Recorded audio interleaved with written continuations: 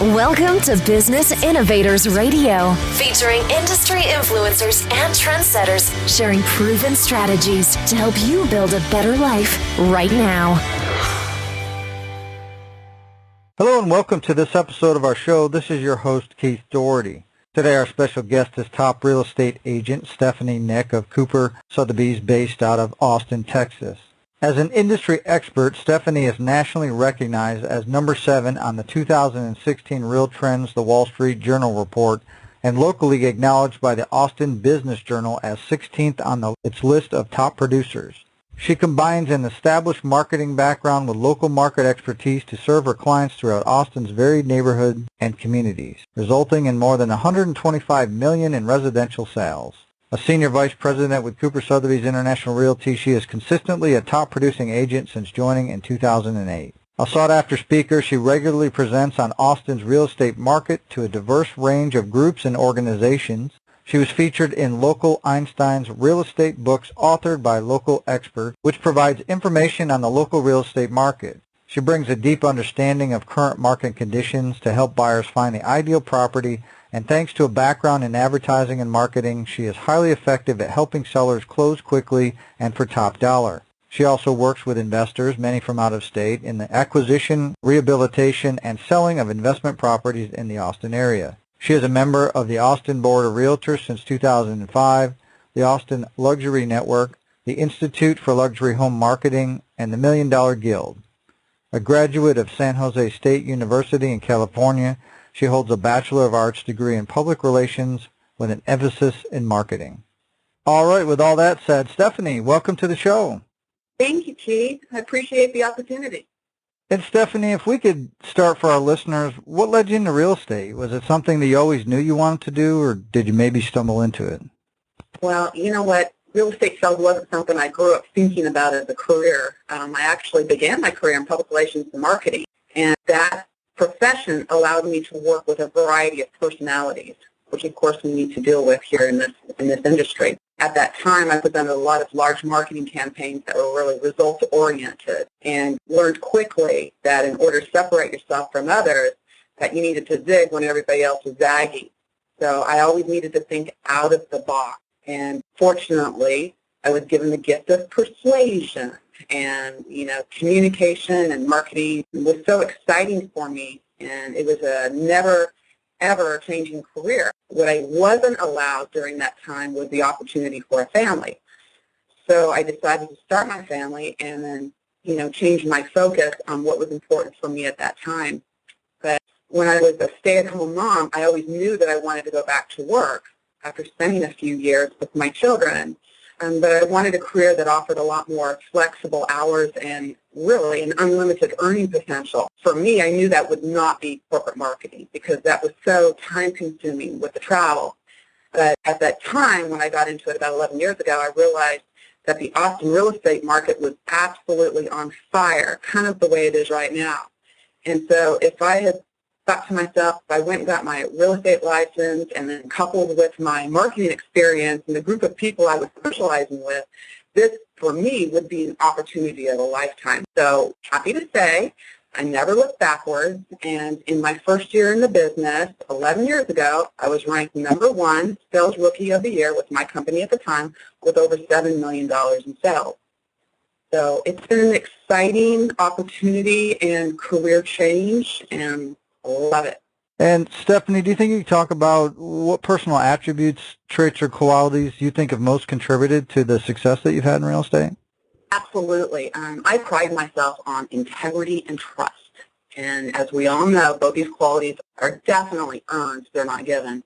However, I think over time, with proven results, both quantifiable and qualitative, you develop a track record that gains you referrals, loyalty, and most importantly, long-lasting friendships. Routinely, I give my clients new information opportunities in the real estate market. Not only do I do that, but I also plan and travel with them since we have developed such close relationships. And I think it's important in the business that you maintain those friendships. But when you start playing and traveling, let me tell you, it just takes it to a completely different level of business. Sometimes I'm sure a lot of agents and brokers here, I can't use you as my real estate agent because we're friends and I don't want to ruin that friendship. And my response is always, well, if we're not friends at the beginning of the process, we'll be besties by the end of the transactions, because you develop such a close interpersonal, relationship with these people. You start to learn and think with them. You understand their finances. You become their psychiatrist in some cases. You're their counselor. You understand all the family dynamics. So, when you have that integrity and trust, you've earned it over that time, and that is what's really helped me become successful in my business. Excellent. And do you think you could give our listeners an example of when these traits have played a role in your path toward success? Absolutely. Well, there's a couple things, because I believe that with the integrity and trust, there's often an association with knowledge, as knowledge is the power. And knowledge gives you the edge on others who don't know the specifics, especially in a market like Austin, where people think that they can take advantage of that market and just become a realtor, even if they don't experience the passion for it. Personally, I think that buying real estate needs to be a business decision and not necessarily an emotional decision, which is why I don't work with very many first-time home buyers. Several investor clients come to me frequently asking about the area that they should focus on for investment purposes. I personally stay tuned to where the sleepy neighborhoods are or the up-and-comers. And then what I'll do is I'll show them the potential ROIs, whether it's for a quick flip or passive income. But usually within time, their investment will increase far more substantially than if they were to invest in the stock market. It's also vital to maintain good networking relationships with my peers who keep me informed on new projects that are looking for buyers. When I work with home buyers, I want to make sure that if my client, for any reason, needs to sell their house within a year or less, I don't want them to lose any money. I want them to either make a profit or break even. And specifically, within this past year, I've been working with a seller who wanted to downsize and purchase a property close to town. I sold their much larger home in an influential area here in Austin, and they moved downtown temporarily while they updated the house that they had purchased. 9 months later, when the updates were still going on, they decided that they loved living downtown and the urban lifestyle. They called me and said, "Steph, we're not crazy, but we changed our minds and we want you to sell the house." So what I did, you have to think out of the box, I arranged an aggressive marketing campaign for a quick sale that resulted in 24 showings in 48 hours, multiple offers, and the seller's walking away with a 10% profit above their purchase price. Now, everybody says, oh, well, the Austin market is just on fire and that will happen to everybody. It doesn't. It doesn't happen. If anything, there's a slight pullback going on in the market right now. But, if you market the property the way that it needs to be marketed and your clients are trusting you and you have the knowledge of what to do, then they will be able to walk away successful, happy, and referral-based. Excellent. And Stephanie, I think whenever somebody builds a successful career in a business, that sometimes getting there, the path, there's bumps along the way. Can you talk about some of the adversities and trials you've had to overcome in order to achieve your goals? Oh, yeah. Real estate sales, like many professions, it's very competitive. You're constantly challenged with, for me, deceitful individuals who will always try to destroy your reputation, AKA I call them the backstabbers. To overcome these situations, I let the knowledge or the numbers do the talking for me.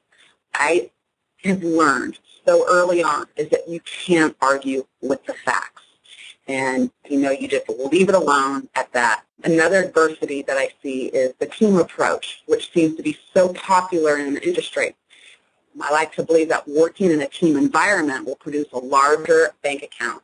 But you need to be in a mutual relationship where everyone gives equally in order for the team to work. I personally don't, that process has not worked for me. Maybe it's because I like control. I like to know what's going on and not give away that part. Excellent. And I guess as these adversities come up for you, what kept you going despite these obstacles? Why didn't you give up? What was your driving force? Well, there's two things that keep me going. One is my optimism. My glass is always full, not half full, but full. I do know that you can fail, but failure is never an option for me. I just figure out how to outsmart the other guy. In my bedroom, it's really funny, I have this Winston Churchill saying, and it says, and I look at it every day, multiple times, it says, never, never, never give up. And to this day, I have never given up, and that's why I'm here. My second is my passion for work. I love what I do and the relationships that I build, and it shows in my results. And like I tell my girls, I have 3 very strong girls in my life, and I always tell them, as long as you love what you do, you can get up in the morning, you go to work, you have an amazing day, and you can sleep at night. And you know what? What more could somebody want? So those are the 2 things that keep me going, is my optimism and my passion. And Stephanie, looking forward, what's your vision for your business and your career over the next 5 years? Well, it's so hard. I'm thinking out of the box here, but I want to cross-pollinate. And by that, what I want to say is that I work with a lot of out-of-state clients, the majority of whom are from California. What I'm in the process of doing right now is obtaining my California license, which I'd like to get within the next year, and really thoroughly understand their markets better. Again, knowledge is power. I believe that this particular accomplishment, coupled with the Sotheby's brand name or brokerage affiliations around the world, will also help me with additional clients, buyers, looking who want to come to Austin real estate market and maybe dabble a little bit. Excellent. And I guess kind of on top of that, what do you feel is the best way you market yourself as a real estate professional so you can have continual growth? Well, visibility, I think, is really important in any market, whether it's giving back to the community through a charity or advertising in a publication. But hands down, the best way for me to maintain continual growth is by referral. When I receive that email or phone call, stating that they'd received my name through so-and-so, then I know that my work and results have been appreciated. And you know what? That's what we all want, is appreciation at the end of the day. And Stephanie, I think whenever the general public looks at real estate agents, sometimes they don't understand the value that they provide from both a buyer and a seller standpoint. What do you think the biggest misconception or myth people have about working with a real estate agent? Yeah, there's so many of them, and it could be a whole radio talk show within itself. But to me, the biggest is the lack of worthiness that some people feel about realtors and agents. Sometimes it's the buyer side saying, you don't do anything. You just wrote up the contract. I'm the one that found the house on the internet. Or you get the seller saying, all you did was put the house in the MLS and hang a sign. There's so many agents, I believe, that just do that, and so many brokerage firms that really tout that. But I think that that's one of the reasons why our profession has such a negative perception. However, when you work with a knowledgeable and reputable agent, you will see that there's far more that goes into that relationship. A house is not a commodity. It's a tangible item that requires a skill set to achieve the best value on either side of the transaction, whether it's the buy side or the sell side. Now, Stephanie, let's say you get a call from a family member or a friend, and they're in another state, and they want to sell their home. Now, obviously, with your experience and probably with your connections, you could look up an agent and do a referral, but from a general advice standpoint, what advice would you give them about selecting an agent that could best serve their needs? There's several points, again, on the criteria list, and I would strongly suggest for them to include the following, but also, questions that they can ask themselves. One would be knowledge. How well does that agent know the market that you live within? Another one is marketing. What's unique about their approach to marketing their home? And not just how are they going to market it. What's unique about that? Negotiation. How do they approach getting the best possible price for you? That's really key, I think, in terms of determining the value of a realtor. Chemistry. I think that everybody should interview several agents to understand the various styles and determine if you have the ability to work with their personalities. Oftentimes I find that everybody goes with the chosen agent at that moment, who might be doing a lot more advertising or might be doing a lot of sales. But you know what? Their personality might be so overbearing that you can't work with them. So I think that if you go back to, again, knowledge, unique marketing, and negotiation, coupled with the chemistry, you'll find the right agent to sell your house or to buy a new house. Excellent. And Stephanie, obviously you're based in the Austin, Texas area, and if somebody's looking for real estate services or an agent in that general area, what's the best way they can find out more information about you and how you can help them? Well, anyone looking at the Austin real estate market to either purchase, sell, or if they just want to talk about it, they can contact me at stephanienick.com. They can email me at think.nick at Sotheby'sRealty.com, or best yet, they can just call me at 512-426-9183. I would really enjoy talking and working with anybody who would want to consider Austin real estate a part of their portfolio. Excellent. Well, Stephanie, obviously we want to thank you for taking time out of your schedule to come here today and share your professional real estate experience with all of our listeners. And if you're listening and you want to learn more about Stephanie, obviously, like she said, you can go to her site or you can call her. Also below this interview, I will link to her site and any other contact information we have so you can see how she can help you with your real estate needs. So with that said, everybody, until our next show, have a great day and we'll talk to you soon. Thanks for listening to Business Innovators Radio. To hear all episodes featuring leading industry influencers and trendsetters, visit us online at businessinnovatorsradio.com today.